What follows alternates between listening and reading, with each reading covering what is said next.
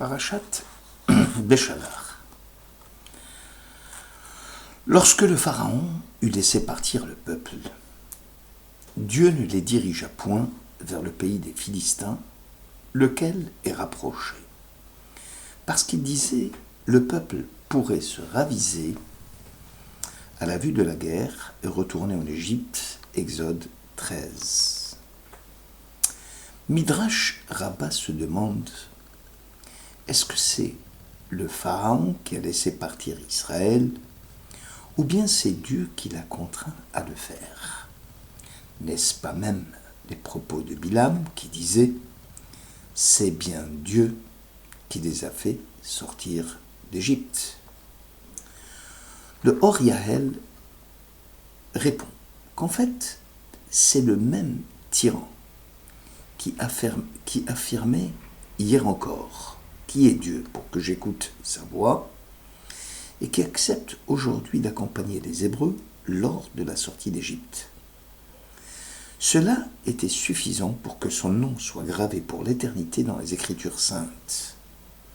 C'est dire avec force que même si les ressorts de l'acte humain sont complexes et que les mobiles inconscients dominent et que le moi inhibe toujours sa décision, il y a un moment où la prise de conscience devient forte, très forte, et le conscient et l'inconscient deviennent colocataires, et où la réalisation d'un acte est accompagnée de la conscience d'une réalisation personnelle, dangereusement parente de la vanité. Or, comme ici, Pharaon va dominer son instinct.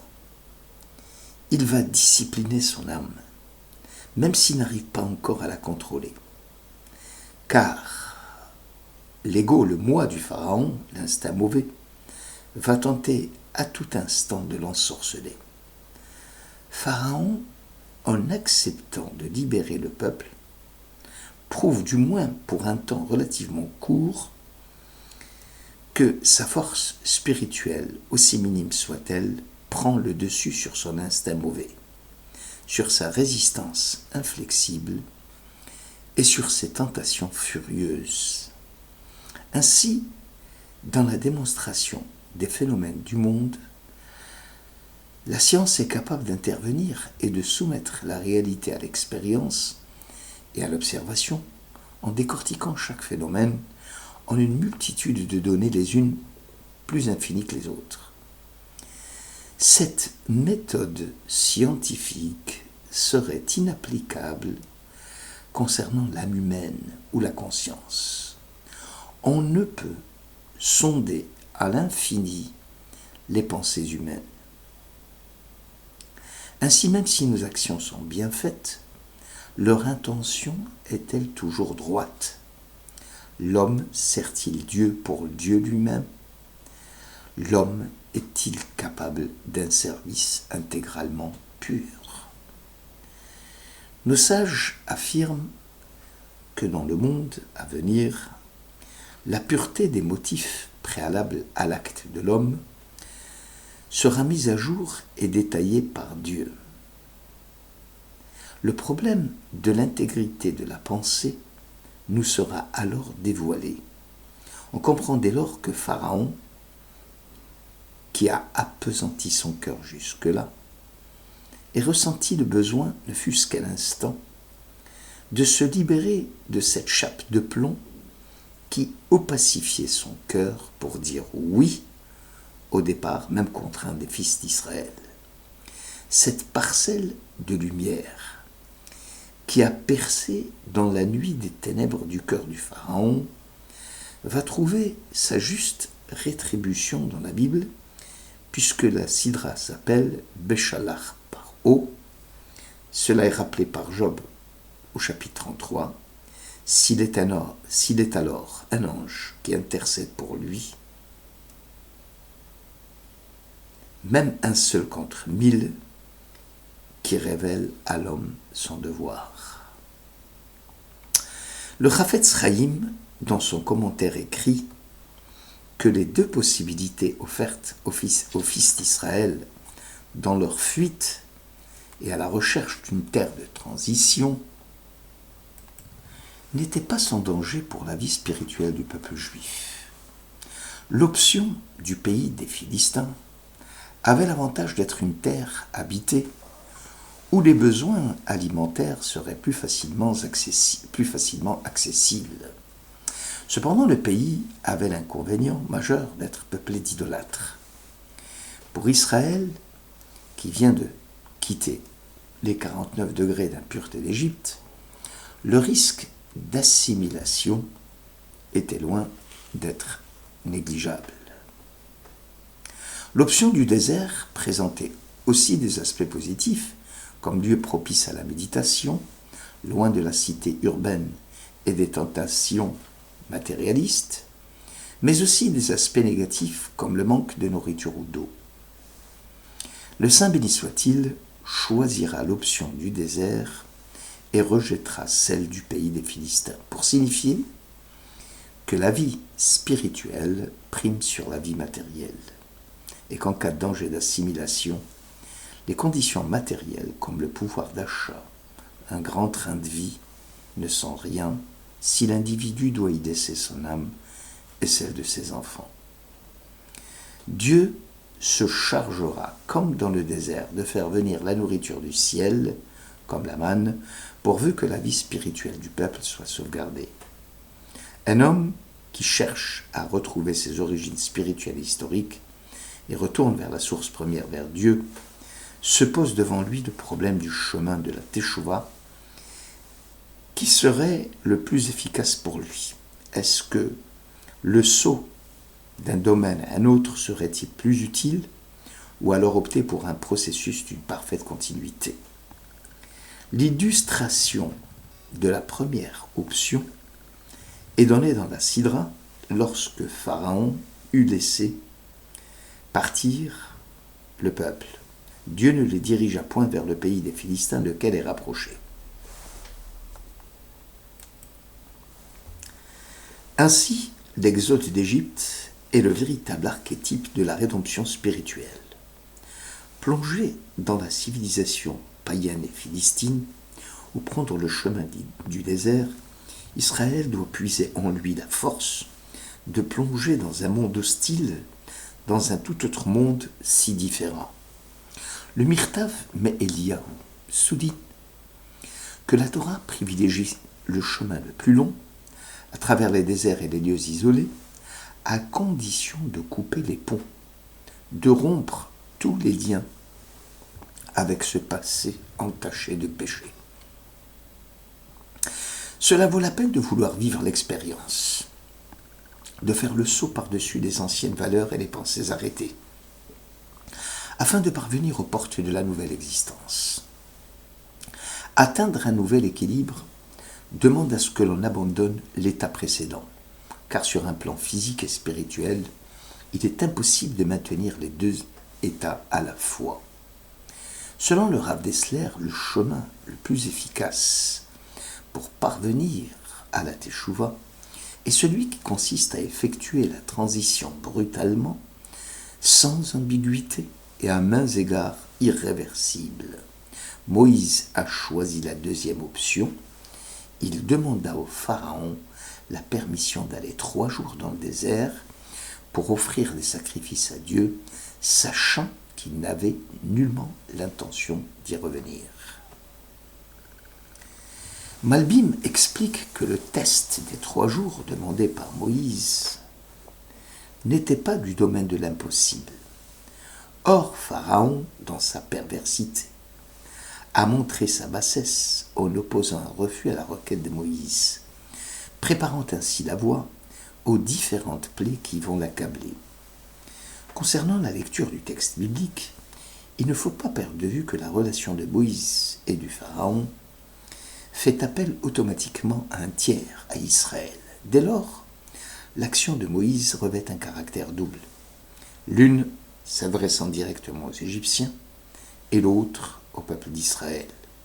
Moïse réclame 3 jours pour laisser un répit au peuple hébreu, une halte nécessaire à la réflexion et à la pire des décisions du peuple concernant sa libération future, ce délai était nécessaire pour s'extirper moralement et spirituellement de la dure servitude égyptienne. La teshuva est un intense combat personnel. C'est une lutte intime entre les tentations, l'instinct, la paresse, la routine et la conscience. L'élan se concrétise dès le moment où la prise de conscience repousse la tentation. La voie s'ouvre alors et le changement d'orientation devient possible. Seulement, il existe un principe valable dans le domaine spirituel et dans le domaine physique concernant le passage d'un environnement à un autre. Un tel passage se fait par le truchement de centaines de milliers de petits pas. Or, il existe un instant de changement radical, lorsque la nouvelle étape ne ressemble en rien à celle qui l'a précédée ou celle qui la suit. Dieu d'ailleurs va rappeler à Israël sa disponibilité à prendre le chemin du désert dans Jérémie 2. Je te garde de souvenir de l'affection de ta jeunesse, de ton amour au temps des fiançailles, quand tu me suivais dans le désert, dans une région inculte. Dieu cherchant manifestement à rendre plus accessible, plus compréhensible la décision d'Israël à renoncer à la sécurité en Égypte et à accepter le risque de se trouver dans une région inculte. Celui qui veut vivre l'expérience du désert doit avant tout décider en toute sécurité d'opérer ce changement. Un brusque saut n'offre pas pour autant la solution en soi. Si l'on saute avant d'être prêt, on s'expose à de graves dangers et l'on risque de ne pas en sortir indemne. Tout le monde n'est pas en mesure de franchir le pas aussi brusquement, ni de se métamorphoser en une nouvelle personne en une seule fois. Un long processus, ici 3 jours, s'avère nécessaire. Le traité Choulin 105 concernant le combat contre le mauvais instinct écrit « Tout ce que la Torah a interdit, elle a permis d'en tirer profit d'une manière licite. » Prenons le cas du cochon, animal interdit à la consommation par la Bible. Toutefois, celui qui ne peut résister à l'envie d'y goûter peut se procurer un poisson spécial permis et dont le goût se rapproche très fortement à celui du porc. C'est là un moyen sûr et sécurisant pour lutter contre les tentations du Yetzer Hara, du mauvais penchant. L'objectif étant d'éviter la confrontation frontale entre l'individu et la tentation. Le Yetzer Hara est surnommé d'ailleurs le prince d'Ésaü, car il peut revêtir les défroques de 2 personnages complètement différents. Parfois, il nous apparaît sous les traits d'un bandit, ailleurs, il se définit sous les traits d'un savant en Torah, et dans chaque cas, le Yetzer plante de subtils obstacles dont il faut se méfier sur la voie du bien. Obstacles qui peuvent prendre la forme d'exigences si imposantes que seuls de rares individus sont à même de s'y plier. Le traité Souka 38 rapporte que Ravacha, en manipulant le loulav, le bouquet de 4 espèces que l'on agite pendant la fête des cabanes, avait l'habitude de taquiner Satan.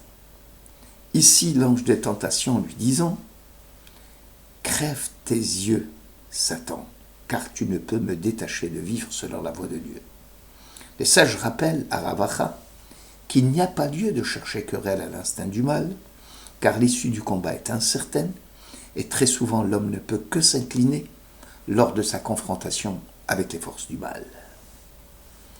Le Yetzer, disent nos sages, est comparé à un chien agressif qui bloque le passage d'une rue. S'attaquer à lui, c'est prendre le risque d'être déchiqueté. Le mieux serait de lui jeter un morceau de viande le temps que le chien libère le passage en question. Mieux vaut la sagesse que des engins de guerre, disait l'Ecclésiaste au chapitre 9. Cette option est en contradiction avec celle précédemment citée au début de la Sidra, selon laquelle même si le combat frontal entre le Yetzer est incertain et peut tourner au désavantage de l'homme, il y a lieu de lui donner la préférence. Quelle serait donc la voie à suivre ? Les deux chemins sont efficaces. Or cela dépend des forces intimes et profondes de chacun d'entre nous. Cela reflète l'implication et l'engagement de notre propre personne. La durée et le nombre des étapes nécessaires de la transition peuvent être changés. Néanmoins, chacune de ces étapes implique un véritable changement de fond et pas seulement de forme.